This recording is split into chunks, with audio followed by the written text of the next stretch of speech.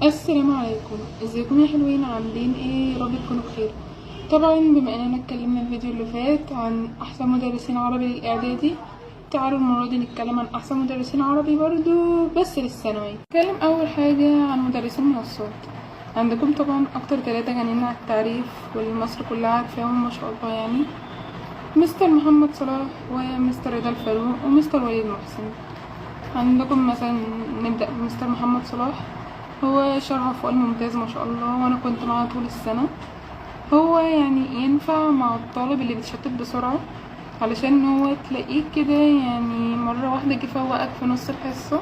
ومحاضراته متقسمة تقسيمة كويسة جدا، تقسيمة مريحة جدا للطالب وتوفر عليه كتير وتسهل عليه ان هو يقسم محاضراته. مستر رضا الفاروق ومستر وليد محسن، وهنتكلم عنهم مع بعض عشان هو الصراحة انا بحس ان طريقة شرحهم متشابهة.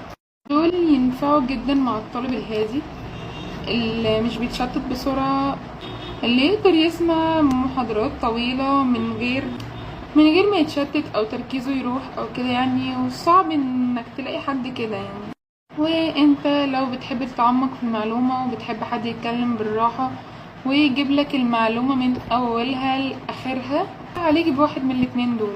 لو انت شخص زيي بتتشتت بسرعة، عليك بمستر محمد صلاح. ندخل بقى على مدرسين اليوتيوب. على اليوتيوب عندكم مستر عبد الله الشهاوي، هو شرحه رايق جدا وهادي ومنظم. عندكم رقم 2 مستر محمد السخاوي.